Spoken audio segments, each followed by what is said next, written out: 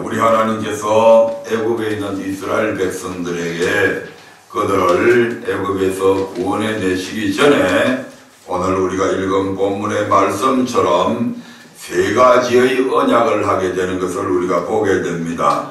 이 세 가지의 언약은 각각 따로따로 된 언약들입니다. 아멘.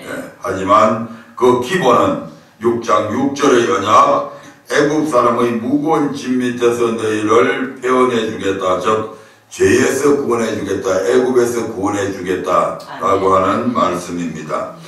이러한 하나님의 세 가지 언약은 세 가지의 구원과 직결되어 있음을 우리가 알아야 됩니다. 즉 애굽에서의 구원은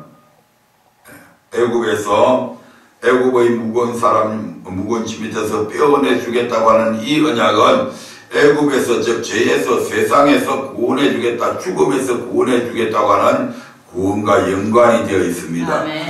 두 번째 언약, 너희로 내 백성을 삼고 나는 너희 하나님이 되리니 나는 애굽 사람의 무거운 짐 밑에서 너희를 빼어낸 너희 하나님 여호와이신 줄 너희가 알지라. 이 두 번째 언약은 바로 우리의 모든 환경에서의 구원과 연결되어 있습니다. 아멘.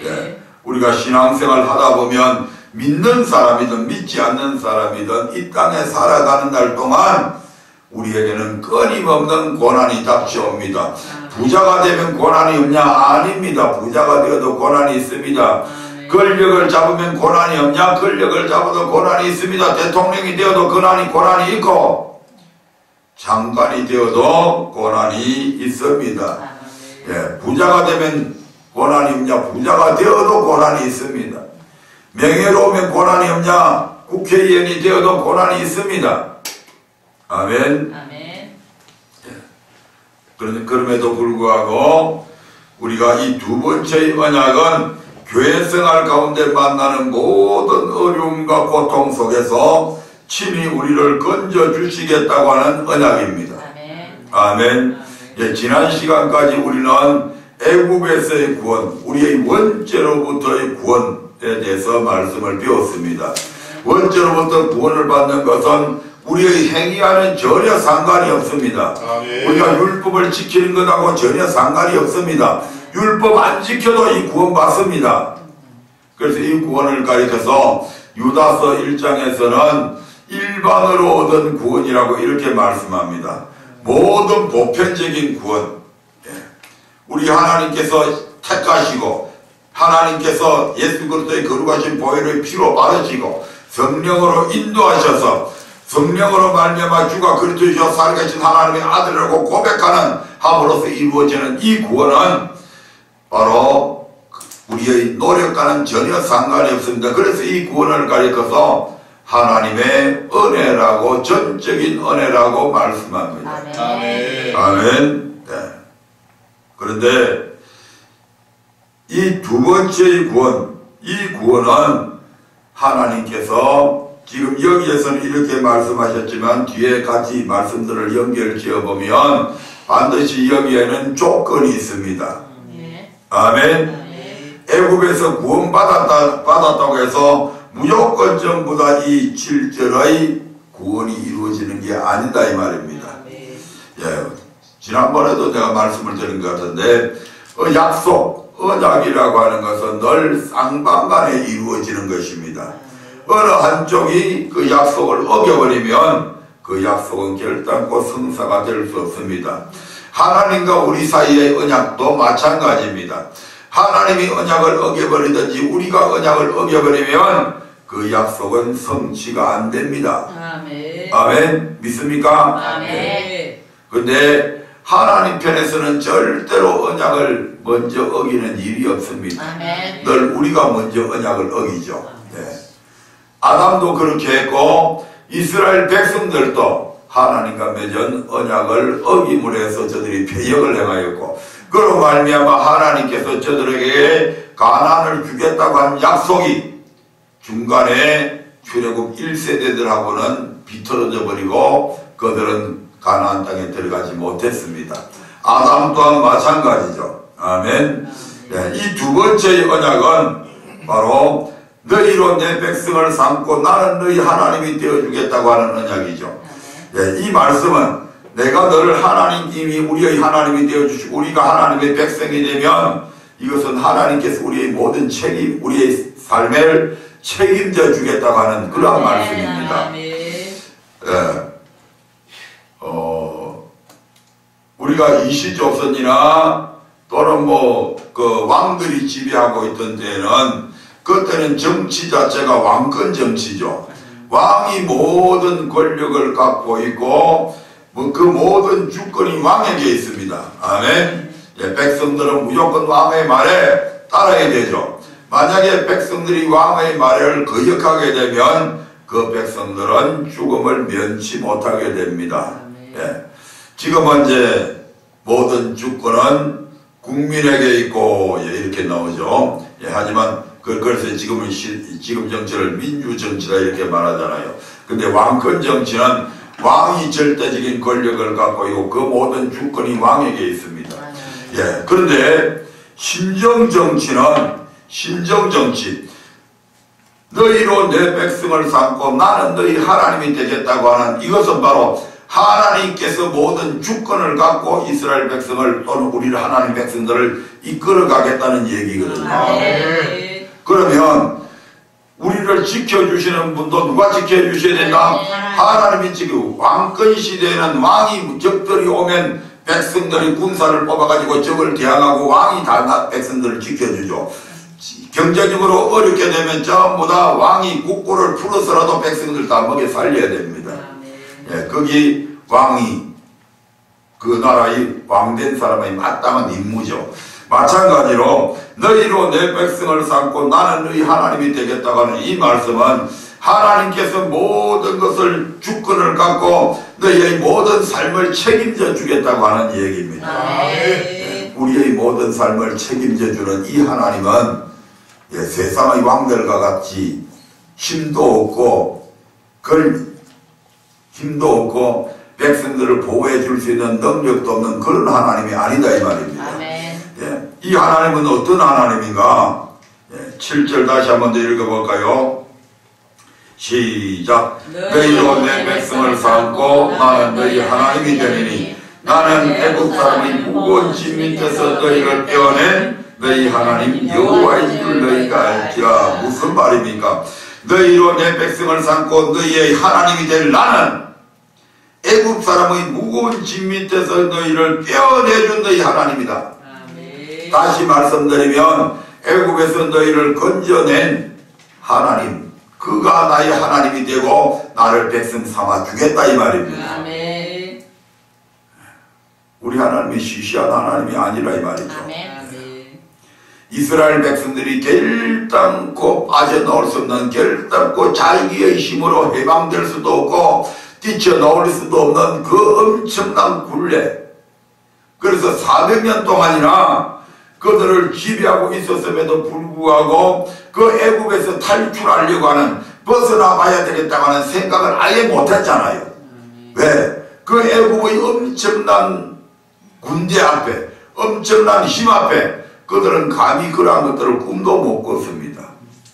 그리고 여러분 아시다시피 전 세계의 역사를 들여다봐도 400년 동안이나 남의 나라에서 지배를 받으면서 나라가 존재한다고 하는 거, 그건 있을 수가 없는 거잖아요. 그 나라에 동화되어 버리든지. 우리나라가 어땠습니까? 36년 동안 일본의 강점기에 있으면서도 거의 언어가 일본, 그 당시의 사람들은 거의 다 일본말을 다 쓰잖아요. 아멘. 전부 다 우리나라 말을 못 배우고 일본 걸 다 배워야 되잖아요. 말도 일본말 다 해야 되잖아요. 그 점점 대한민국 자체가 일본화되어 갔다 이 말씀이죠. 만약 우리나라가 400년이나 일본의 식민지로 있었다 그러면 대한민국이라고 하는 나라는 오늘날 존재하지도 않을 겁니다. 그런데 이스라엘 나라, 이 나라는 400년이나 노예로 있었음에도 불구하고 하나님께서 그들의 하나님이 되어주셔서 그들을 이끌어내셨다 이 말입니다. 아멘. 이렇게 이끌어내신 것이 그들의 힘으로 할 수 있는 게 아니란 말씀이죠. 아멘. 이것뿐만 아니고 우리가 역사적으로 들여다보면 이스라엘 나라는 예수님을 십자가에 못 박은 이후에 AD 70년에 로마의 디도 장군에 의해서 완전히 이스라엘 땅나라가 완전히 한패화되어 버리고 이스라엘 나라에는 이스라엘 백성들이 단 한 명도 살 수 없게 되었습니다. 예, 로마에서 전부 다 이스라엘 백성들을 다 죽여버렸잖아요. 그래서 그들이 이스라엘이라고 하는 땅덩어리에서 전부 다 탈출해서 전 세계에 디아스포라 흩어져 버리는 그러한 민족들이 되잖아요. 예. 거의 2000년 동안이나 이스라엘이라고 하는 나라는 이 땅에서 없었습니다. 사라졌잖아요. 나라가 없었잖아요. 그런데 그래서 그들이 세계 각국에 흩어져 살면서 유럽에 있는 독일이라고 하는 나라에도 수많은 유태인들이 살고 있었잖아요. 그런데 그 독일에 살고 있던 유태인들이 600만이나 되는 유태인들이 나치 독일 히틀러 치하에서 그들이 가스실에서 죽어갔잖아요. 그리고 그들도 1948년입니까 50년입니까 내가 정확하게 모르겠는데 그때에 이스라엘 나라는 다시 자기 나라를 찾게 됩니다. 이건요 사람이 할 수 있는 일이 아니란 말이에요.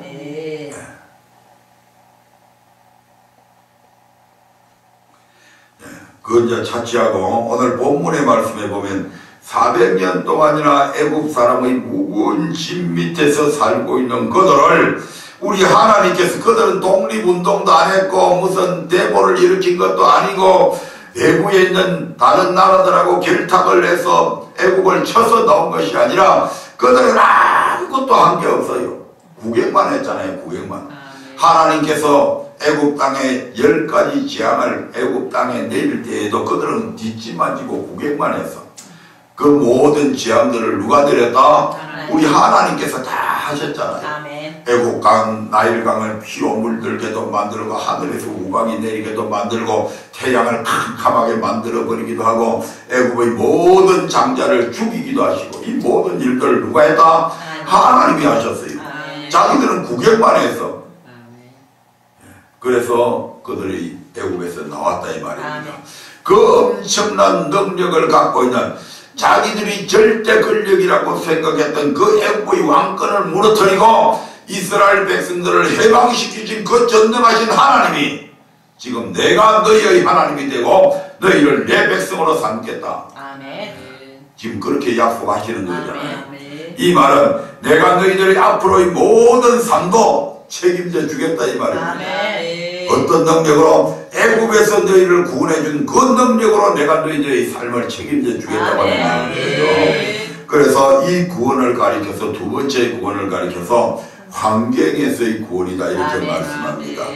예, 원죄로부터 구원이 있고 환경에서 구원하는 구원이 별도로 있다 이 말입니다. 아멘. 예. 우리가 마가복음 4장 35절부터 41절에 보면 마가복음 4장 35절부터 41절에 보면 예수님과 제자들이 함께 배를 타고 갈릴리 바다로 건너가게 됩니다. 그런데 그때 엄청난 풍랑이 그 갈릴리 바다에 풍랑이 막 태풍이 내리치죠. 예, 그로 인해서 막 배에는 막 물이 막 스며들고 막 이렇게 배가 침몰해가는 그런 상황 속에 있습니다. 그런데 예수님께서는 편히 곤히 잠드셔서 배 고물에서 주무시고 계시잖아요. 주무시고 계시는 예수님을 깨우기가 안쓰러워서 참고 참았는데 이제는 더 이상 배가 지탱을 할 수 없을 것 같아서 예수님을 막 흔들어 깨웁니다. 예수님 지금 우리를 구원해 주십시오. 이 말은 어디에서 구원해 달라고 하는 얘기입니까? 이 환경에서 이 풍랑 속에서 이 폭풍 속에서 우리를 구원해 달라고 하는 구원이잖아요. 우리를 죄에서 구원해 달라고 하는 게 아니잖아요. 우리의 영혼을 구원해 달라는 구원도 아니잖아요. 어디에서 구원해 달라고 하는 것이다? 이 폭풍 속에서 아멘. 같이 읽어볼까요? 시작. 그날 저물 때에 제자들에게 이르시되 우리가 저편으로 건너가자 하시니 저희가 그를 떠나 예수를 배에 계신 그대로 모시고 가매 다른 배들도 함께 하더니 큰 강풍이 일어나며 물결이 부딪혀 배에 들어와 배에 가득하게 되었더라. 예수께서는 동물에서 베개를 메시고 주무시더니 제자들이 깨우며 가로되 선생님이여 우리의 죽게 된 것을 돌아보지 아니하시나이까 하니 예수께서 깨어 바람을 꾸짖으시며 바다들어 이르시되 잠잠하라 고요하라 하시니 바람이 그치고 아주 잔잔하여지더라. 아멘. 40절 시작. 이에 제자들에게 이르시되 어찌하여 이렇게 무서워하느냐 너희가 어찌 믿음이 없느냐 하시니 저희가 심히 두려워하여 서로 말하되 저가 니기에 바람과 바다라도 순종하는고 하였더라. 아멘. 이 말씀을 가지고 찬송의 가사를 쓴 사람이 있죠. 한번 불러볼까요?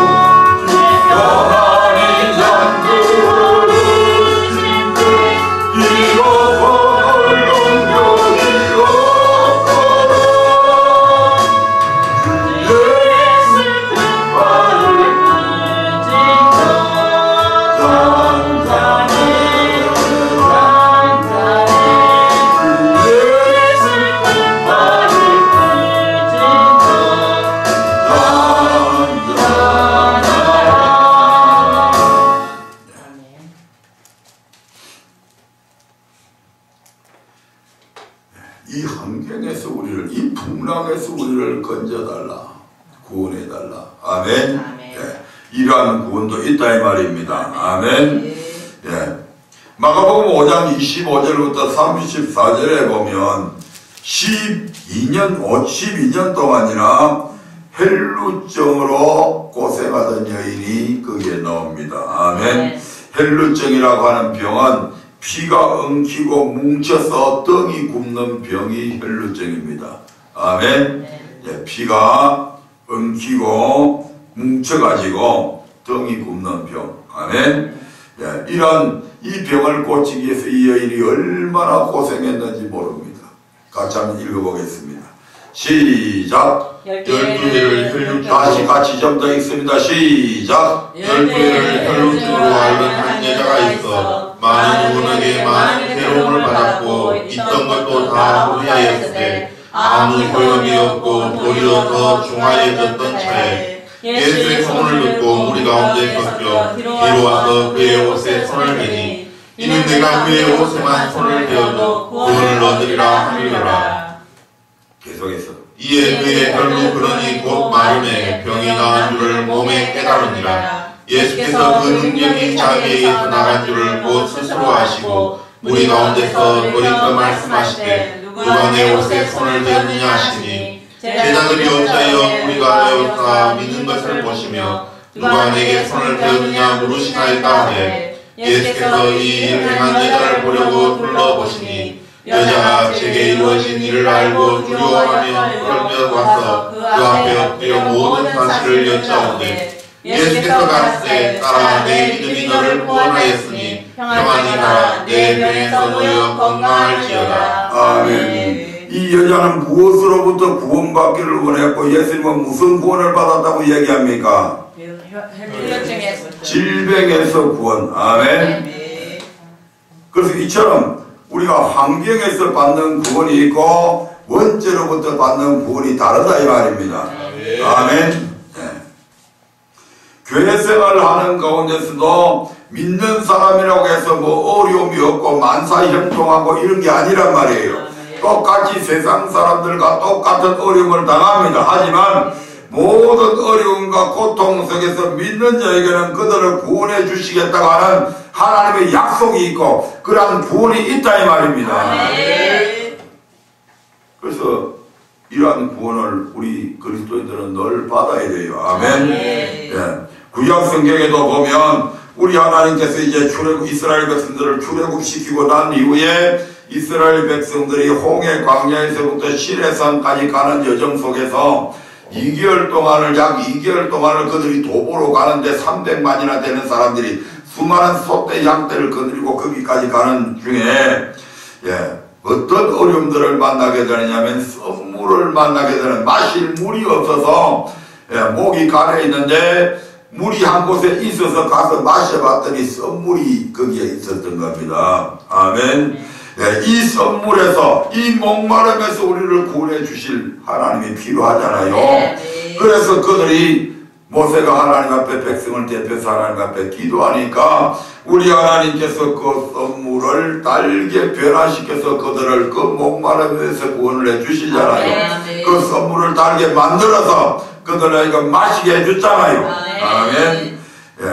그러면서 우리 하나님께서 그들에게 치료하시는 하나님 대신도 얘기하잖아요. 너희가 내 말을 잘 듣고 내 말씀에 내 언약에 순종하게 되면 애국 사람들에게 내린 질병의 하나도 너희에게 주지 않겠다. 아멘. 아멘. 예방적 치료죠. 예방적 치료. 아예 병 걸리지 않겠다. 아멘. 병이 걸렸더라 할지라도 나는 너희를 질환 안 하기 때문에 너희를 낫게 해주겠다. 아멘. 이스라엘 백성들이 40년 동안 광야 생활을 하면서 그들이 병들어 죽은 사람이 단 한 명도 없습니다. 아멘. 그들이 말씀에 불순종해가지고 하나님께서 진노하셔서 다른 방법으로 죽이셨는데 그게 그들이 뭐 감기가 걸려서 죽었다거나 열병 때문에 죽었다거나 한기가 들어서 뭐 몸이 아파서 죽었다거나 이런 게 없다니까요. 우리 하나님은 무슨 하나님이다?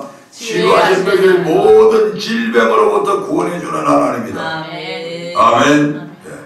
뿐만 아니라 광야 생활 먹을 것이 제대로 없고 마실 물도 제대로 없는 그 광야 가운데 우리 하나님께서 물샘 12과 70그루의 종려나무가 있는 그곳으로 그들을 인도하셔서 그들로 하여금 사막에서 오아시스를 만나는 엄청난 그들에게 부유함을 누릴 수 있는 은혜를 베풀어 주시잖아요.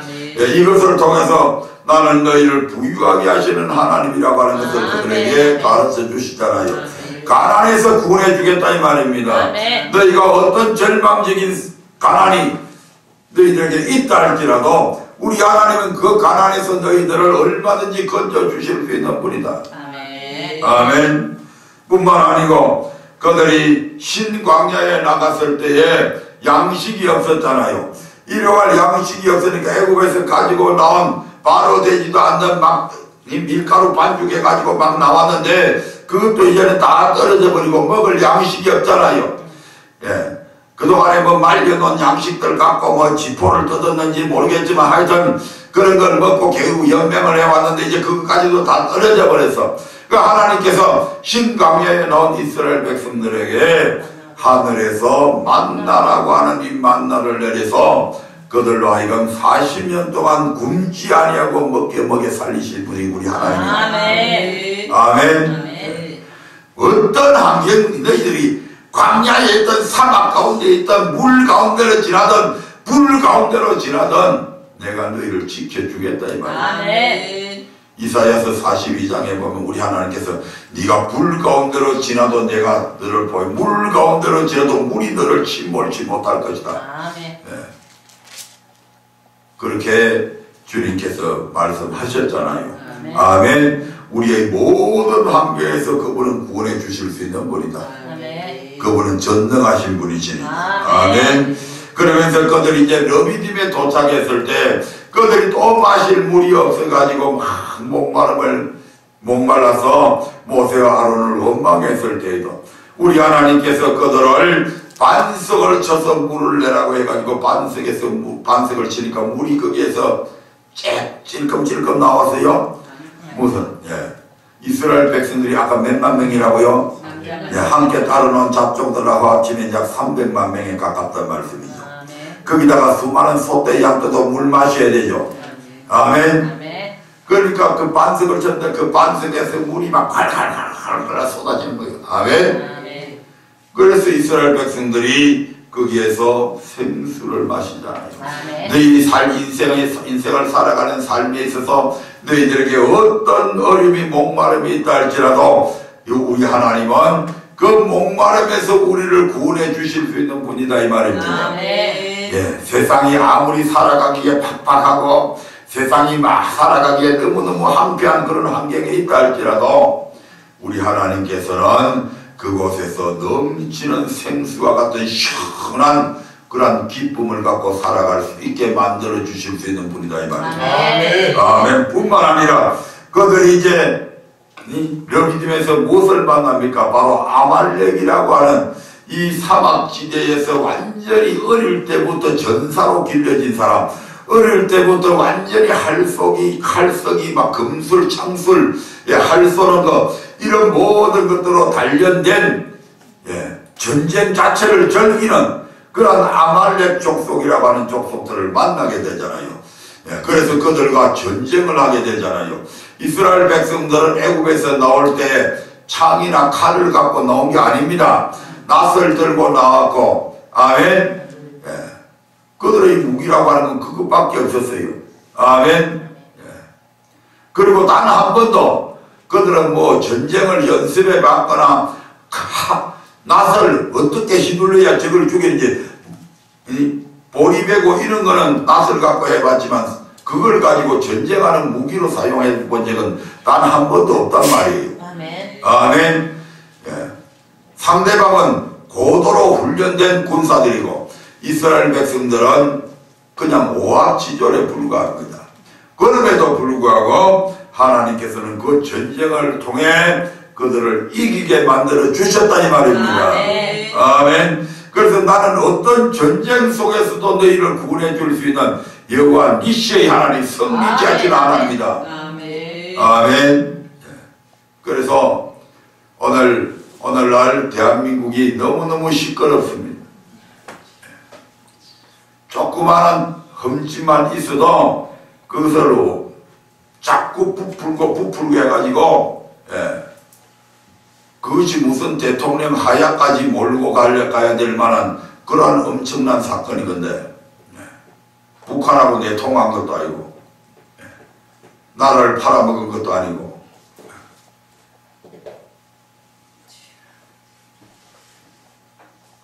지금 대통령 내려앉혀가지고 어떻게 할 건데?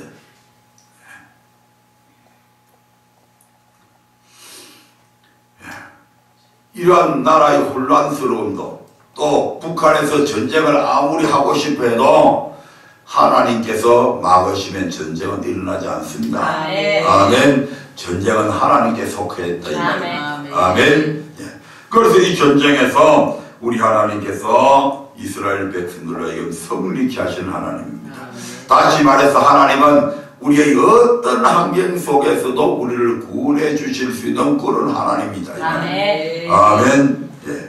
우리가 출애굽부터 민수기에 기록되어 있듯이 이스라엘 백성들이 40년 광야 생활 내내 모든 사람에게 이와 같은 하나님으로 역사하신 것은 아니다고 하는 사실입니다. 아멘. 다시 말해 출애굽기 6장 6절의 언약대로 애굽에서 구원받았다 할지라도 광야 생활하는 백성 중에는 이 7절의 약속을 받은 사람도 있고, 다시 말씀드리면 이러한 것에서 구원받은 사람들도 있고 구원받지 못한 사람들도 있다 이 말입니다.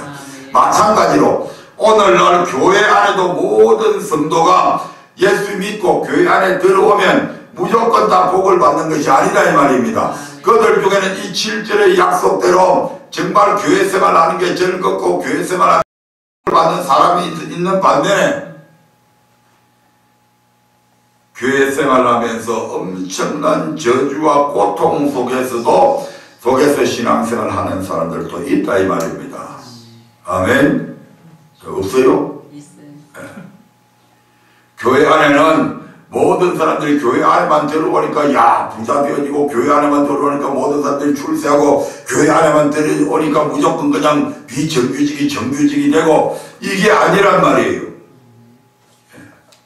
이러한 축복을 받아 누리는 사람이 있는 반면에 똑같은 신앙생활을 하면서도 교회 안에서 오히려 더 고통받는 사람들이 있다 이 말입니다. 아멘. 왜 그런 현상들이 생겨질까? 예수 믿고 똑같이 교회 안에 들어왔는데 왜 그와 같은 일들이 생겨질까? 바로 출애굽기 6장 7절에서 우리 하나님께서는 내가 너희로 내 백성을 삼고 나는 너희 하나님이 되어줄 것이다. 분명히 약속하셨잖아요. 그런데 왜 이와 같은 일들이, 어떤 사람은 잘 되고 어떤 사람은 왜 고통당하면서 신앙생활을 하냐 이 말입니다. 이 출애굽기 6장 7절의 언약이 이루어지려면 여기에는 반드시 이 언약대로 되어질 수 있는, 복을 받을 수 있는 비결들이 다 있다 이 말입니다. 그래서 그대로 잘 하는 사람들은 형통한 신앙생활을 하지만 그렇지 못한 사람들은 더 어려운 고통을 당하게 됩니다. 그러면 어려우니까 나 신앙생활 안 할래? 그러면 되냐? 아닙니다. 더 큰 고통 당합니다. 아멘. 예. 출애굽기 5장 3절에서 우리 하나님께서 온역이나 칼로 친다고 그랬거든요.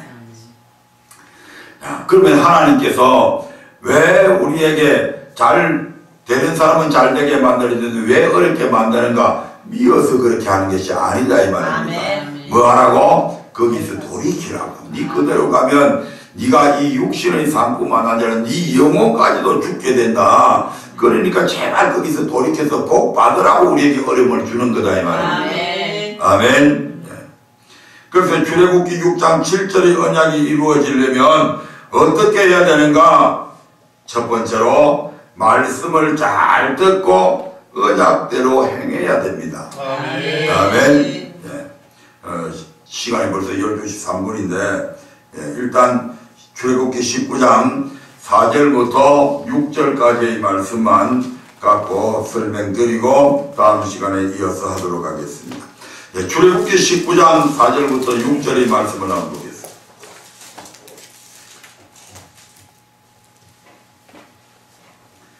출애굽기 19장 4절부터 6절까지입니다.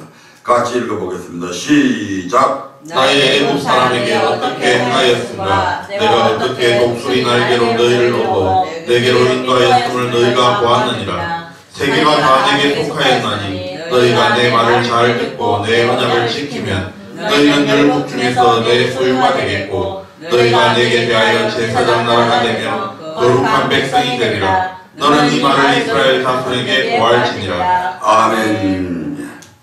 나의 애굽 사람에게 어떻게 행하였습니까? 내가 어떻게 독수리 날개로 너희를 업어 내게로 인도하였음을 너희가 보았느니라. 이 말씀이 무슨 말씀입니까?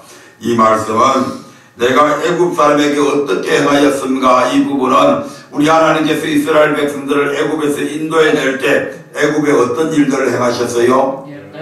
10가지 재앙을 내리시죠. 이것을 너희가 똑바로 보지 않았냐 이 말입니다. 내가 전능하신 하나님이 너희가 아무것도 안 하고 있을 때에 애굽 사람들에게 피의 재앙부터 시작해가지고 애굽의 모든 장자를 죽이는 그 재앙까지 이렇게 애굽 사람들에게 행함을 통해서 너희들을 애굽에서 인도해 냈다. 자, 애굽에서 인도함을 받은 이스라엘 백성들이 신의 광야에서부터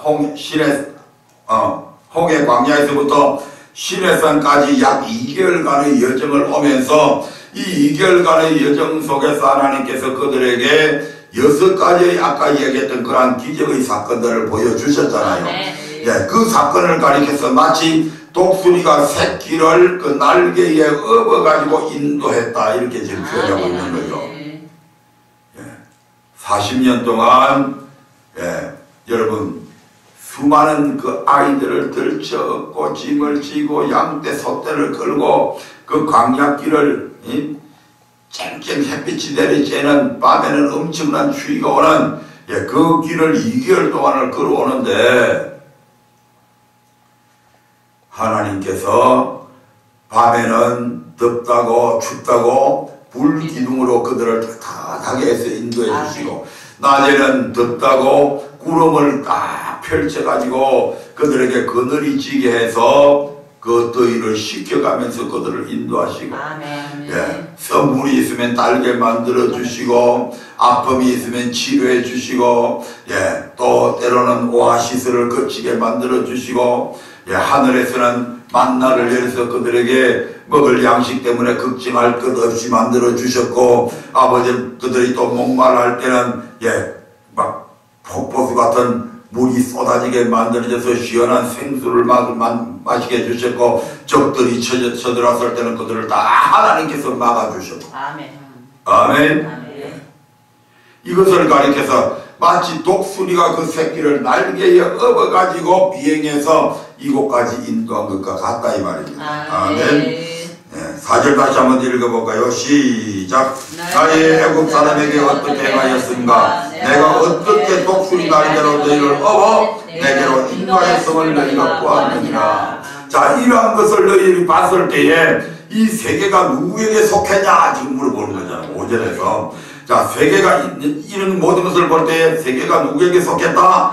하나님 여호와께 속했다. 세계가 다 내게 속하였나니 이렇게 나오잖아요. 아멘. 세계가 누구에게 속했다고요? 하나님께서 그분이 세계를 창조하셔서 세계는 그분의 소유물이라. 아멘. 그분이 마음대로 주무르고 마음대로 버릴 수 있고 마음대로 나라를 일으킬 수도 있고 어떤 한 나라를 멸망시켜버릴 수도 있고 아멘. 나라가 생성되고 그 나라가 전성기를 맞이하고 그러면서 그 나라가 다시 내리막길을 걷고 흔적도 없이 사라져버리고 이런 모든 것들이 누구에게 속했다? 여호와 하나님에게 속해있다. 야, 이런 전능하신 나 여호와가 이 말입니다. 이런 내가 이제 너희에게 언약을 선포하는데 너희가 내 말을 잘 듣고 내 언약을 지키면 이렇게 나오잖아요. 여기에는 조건이 붙죠. 이스라엘 백성들이 6장 6절의 언약은 하나님께서 전적으로 이루어 주셨죠. 그들은 뒷짐지고 구경만 했죠. 그런데 이 6장 7절의 언약은 반드시 하나님께서 내 말을 잘 들어야 된다, 내 언약을 지켜야 된다고 하는 전제가 붙잖아요. 조건이 붙잖아요. 다시 5절 말씀 같이 읽겠습니다. 시작. 세계가 다 내게 속하였나니 너희가 내 말을 잘 듣고 내 언약을 지키면 너희는 열국 중에서 내 소유가 되겠고. 아멘. 너희가 내 말을 잘 듣고 내 언약을 지키면 너희는 열국 중에서 내 소유가 된다. 지난번에도 잠깐 이야기했지만 내 소유. 우리 전 목사님은 늘 이걸 이야기할 때 진돗개를 누구한테 분양받아 가지고 5마리를 가졌는데 내가 2마리를 4마리를 가졌는데 내가 2마리를 분양을 받고 나는 또 박옥자 집사님한테 1마리 주고 저 혜니한테 1마리 주면 자, 뭐 개를 좋아하시는 거 아는지 아시는 모르겠는데 개를 좋아한다고 가정하에서 우리 집 개가 감기에 걸리거나 무슨 설사를 하거나 그러면 내가 비싼 돈 들여서 요새는 강아지 병원들이 사람 병원보다 더 비싸더라고요. 의료보험이 적용이 안 되니까. 그래서 비싼 돈 들여가지고 그 강아지를 가져가가지고 예방접종 다 시키고 설사나면 또 그 비싼 돈 들여서 설사병 고쳐주고 어디 식당에 가서 빽딱이 남은 거 있으면 그 빽딱이 갖고 챙겨가지고 그 빽딱이 좀 챙겨주세요. 추적으로. 그 빽딱이까지 다 챙겨가지고 갖다 먹이죠. 왜요? 개 주려고. 그 개가 누구 소유기 때문에? 내 소유기 때문에. 개라고도 다른 집에 개 안 주잖아요. 그거 가지고 와서. 내 소유의 개한테 그걸 먹이잖아요. 교회에 뭐 음식 먹다가 남은 돼지고기 빽딱 하나 나오면 저 띵띵한 우리 행전전 노사가 딴 거는 안 챙기면서 그건 챙기더라고요. 뭐 하려고 그러냐 그러니까 자기 집에 강아지 준대. 그 강아지가 누구 소유기 때문에? 내 소유. 자기 소유기 때문에 그 강아지한테 그 빽딱이 갖다 준다니까. 다른 건 막 차에 실으면 냄새 난다고 그러지 지 개한테 주는 거는 냄새도 안 나나 봐.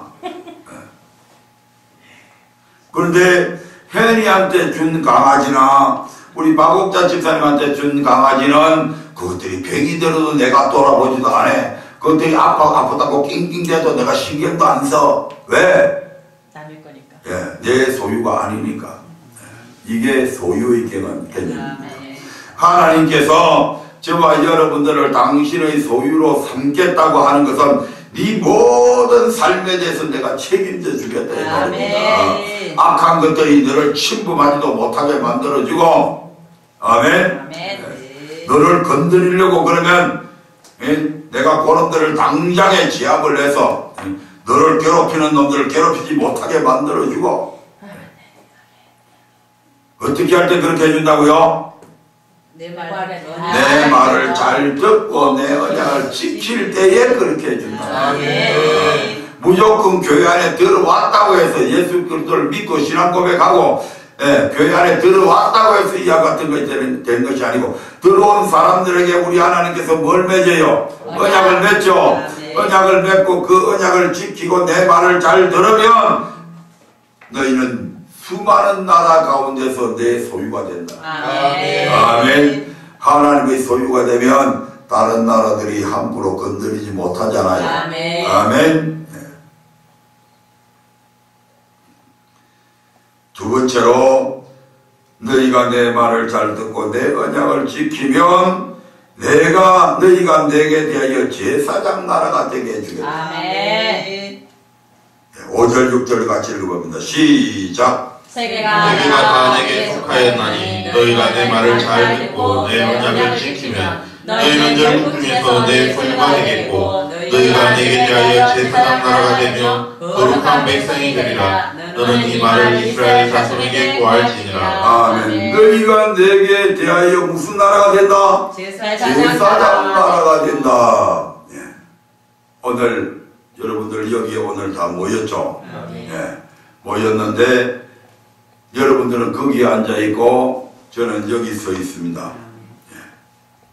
왜? 제가 목사거든요. 이스라엘 나라에 수많은 사람들이 예배드리러 오죠.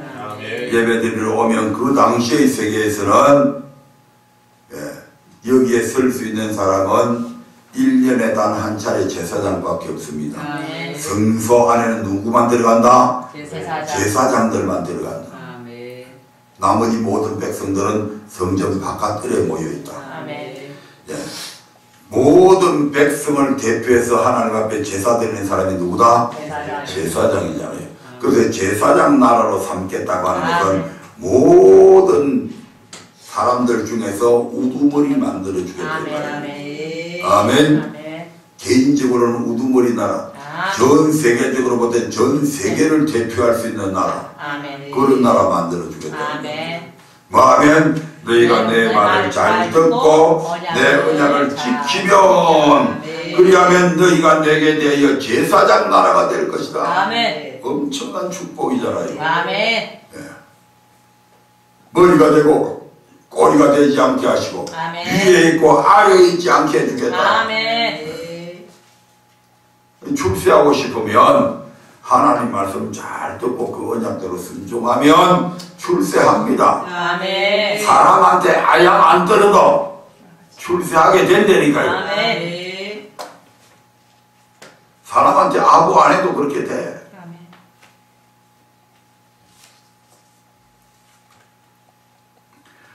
그 다음에 너희가 내 말을 잘 듣고 내 언약을 지키면 너희가 내게 대하여 거룩한 백성 된다. 거룩한 백성이 된다. 구별된 백성이 된다. 성도를 가리켜서 거룩한 물이라고 그렇게 이야기합니다. 아멘. 거룩한 백성.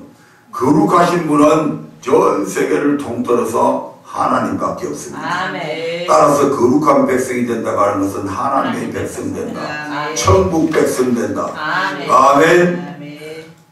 다시 말씀드려서 너희를 저 영원한 천국까지 가게 해주겠다. 아멘. 뭐하면 말씀 잘 듣고 너희가 내 말을 잘 듣고 내 언약을 언약을 지키려. 아멘. 우리 하나님을 가리켜서 무슨 하나님이다? 여호와 하나님이다. 여호와라고 하는 뜻은 언약의 하나님이다. 우리 하나님께서는 언약하신 대로 이루어가십니다. 아멘. 만약에 하나님께서 이렇게 약속해놔놓고 말 잘 안 듣고 언약도 안 지키는 사람을 천국에 보내준다면 그 하나님은 무슨 하나님이다? 거짓말쟁이 하나님이다. 그런 거짓말쟁이 하나님을 우리가 어떻게 불안해서 믿고 살아요? 아멘. 자기 기분 내키는 대로 한다면 그렇게 우리 하나님께서는 이 언약대로 살지 않는 사람들한테 복을 주고 싶어도 줄 수 있어요? 없어요? 없어요. 줄 수가 없단 말입니다. 그러면 우리에게 복 주려고 하면 어떻게 해야 돼요? 우리가 이거 벌을 주었어라도 자꾸 벌 주는 목적이 뭐예요? 니한테 내가 지금 복을 줘야 되겠는데 니가 자꾸 엉뚱한 길을 가니까 뭐 해야 되겠다? 예. 벌을 내려서라도 네가 빨리 말씀으로 돌이킬 수 있도록 하나님께서 하셔야 되잖아요. 아멘. 그래야 우리가 복을 받잖아요. 아멘. 자, 하나님께서 창세기 12장 오늘 요거요. 창세기 12장 1절 한번 볼까요? 창세기 12장 1, 2, 3절 한번 보겠습니다.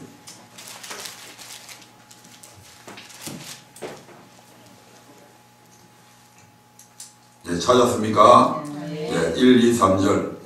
읽습니다. 시작. 여호와께서 아브라함에게 이르시되 너는 너의 본토 친척 아비 집을 떠나 내가 내게 지시할 땅으로 가라. 내가 너로 큰 민족을 이루고 내게 복을 주어 내 이름을 참되게 하리니 너는 복의 근원이 될지라. 아멘. 하나님께서 지금 아브라함에게 너를 축복하는 자에게 내가 복을 내리고 너를 저주하는 자에게 내가 저주하니 땅의 모든 족속이 너를 위하여 복을 얻을 것이니라. 이렇게 해서 이제 하나님께서 아브라함에게 이제 약속을 하시죠. 아멘. 그래서 아브라함이 이 약속을 따라서 가나안 땅까지 갔죠. 아멘. 그런데 가나안 땅까지 가고 했는데 10년이 지나도록 아브라함이 복을 받지 못하죠. 아멘. 하나님께서 아브라함에게 복을 주고 싶은데 지금 아브라함이 지금 복을 받지 못해요. 왜 복을 받지 못하냐? 그래서 하나님께서 그 아브라함에게 복을 주시기 위해서 무엇을 말씀하고 있느냐면 창세기 18장 19절에서 이렇게 말씀을 하고 있어요. 창세기 18장 19절입니다.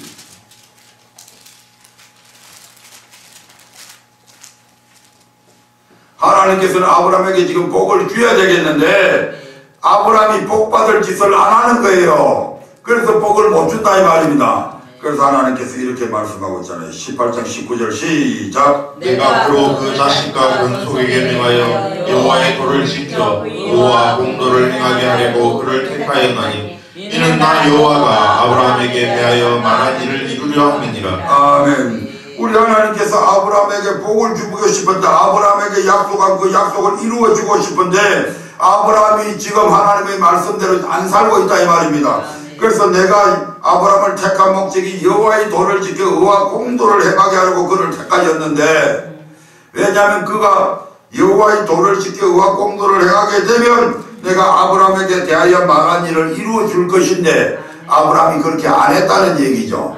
그래서 하나님께서 복을 못 준다 이 말입니다. 오히려 아브라함이 자꾸 어려움을 겪게 되잖아요. 네. 그리고 이제 하나님께서 창세기 22장에 보면 이와 같은 것을 요구하십니다. 창세기 22장 1절부터 3절까지 한번 볼까요? 창세기 22장 1절부터 3절 시작. 그 일 후에 하나님이 아브라함을 시험하시려고 그를 부르시되 아브라함 하시니 그가 가로되 내가 여기 있나이다. 예수께서 가라사대 내 아들 내 사랑하는 독자 이삭을 데리고 모리아 땅으로 가서 내가 내게 지시하는 한 산 거기서 그를 번제로 드리라. 아브라함이 아침에 일찍 일어나 나귀의 안장을 지우고 두 사람과 그 아들 이삭을 데리고 번제에 쓸 나무를 쪼개어 가지고 떠나 하나님의 자기에게 지시한 곳으로 가더니. 됐습니다.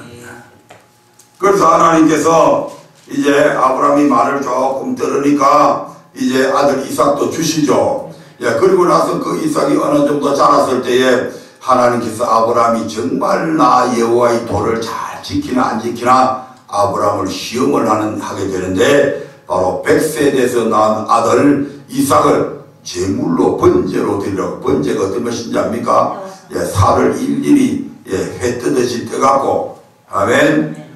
그래가지고 불에 태워 죽이는 겁니다. 아멘. 자기 아들을, 눈에 넣어도 아프지 않을 독자 이삭을 번제를 하나님께서 그 살을 전부 다 일일이 떠가지고 불에 태워서 자기한테 제물로 바치라고 그러잖아요. 아멘. 자, 아브라함이 그대로 했는지 안 했는지 한번 보자 이 말입니다. 9절부터 보겠습니다. 시작. 하나님이 그에게 지시하신 9절부터 시작. 하나님이 그에게 지시하신 곳에 이른지라. 이에 아브라함이 그곳에 단을 쌓고 나무를 버려놓고 그 아들 이삭을 결박하여 단 나무 위에 놓고 손을 내밀어 칼을 잡고 그 아들을 잡으려 하더니 여호와의 사자가 하늘에서부터 그를 불러 가라사대 아브라함아 아브라함아 하시는지라. 아브라함이 가로되 내가 여기 있나이다 하매 사자가 가라사대 그 아이에게 내 손을 대지 말라. 아무 일도 그에게 하지 말라. 내가 내 아들 내 독자라도 내게 아끼지 아니하였으니 그가 이제야 내가 하나님을 경외하는 줄을 아노라. 아멘. 하나님께서 아브라함을 시험하셨는데 아브라함이 그 말씀 그대로 해가지고 아들을 모리아 산에 데리고 올라가가지고 그곳에서 결박을 해서 그 아들을 향해서 사정도 없이 칼을 내리고 꽂습니다. 이제는 하나님이 더 다급해진 거죠. 그러니까 아브라함아 급히 불러가지고 네 아들 그 아이에게 손을 대지 말라. 아무 일도 그에게 하지 말라. 네가 네 아들 네 독자라도 내게 아끼지 않아서 네가 이제야 네가 하나님을 경외하는 줄을, 나 여호와의 도를 지키는 줄을 내가 인정한다 이렇게 하잖아요. 아멘. 그러면서 15절부터 보면 하나님께서 다시 아브라함에게 이제 약속한 그 약속을 이루어 주실 것을 재차 약속을 합니다. 15절부터 한번 볼까요? 시작. 여호와의 사자가 하늘에서부터 두 번째 아브라함을 불러 가라사대 여호와께서 이르시기를 내가 나를 가르쳐 맹세하노니 내가 이같이 행하여 내 아들 내 독자를 아끼지 아니하였은즉 내가 내게 큰 복을 주고 내 시로 크게 성하여 하늘의 별과 같고 바닷가의 모래와 같게 하리니 내 시가 그 대적의 물을 얻으리라. 또 내 시로 말미암아 천하 만민이 복을 얻으리니 이는 내가 나의 말을 준행하였음이니라 하셨다 하니라. 아멘. 아멘. 그래서 이처럼 하나님께서는 아무리 약속을 하셨어도 이러한 6장 7절의 이러한 이 약속들은 반드시 거기에는 조건이 있다 이 말입니다. 뭐 해야 된다? 내 말을 잘 듣고 내 언약을 지켜야 된다. 예가 없습니다. 어느 누구도 예가 없습니다. 아멘. 우리의 믿음의 조상인 아브라함도 그렇게 해서 그가 믿음의 조상이 되고 이 이후로는 아브라함이 어떤 벌 받는 모습도 없고 오직 축복만 있는 것을 우리가 보게 됩니다. 아멘. 그래서 이 6장 7절의 언약을 이제 말씀을 잘 듣고 언약대로 행하게 되면 하나님께서 오늘 저와 여러분들에게 이와 같은 놀라운 축복을 허락해 주신다 이 말입니다. 그러므로 다른 것 아무것도 염려하고 주변에 여러 가지 뭐 여건들 상황들 신경 쓸 거 없다 이 말입니다. 오직 하나님의 말씀만 바라보고 그 말씀대로 행하게 되면 나머지는 모든 것은 하나님이 다 알아서 처리하십니다. 아멘. 다 같이 기도하겠습니다.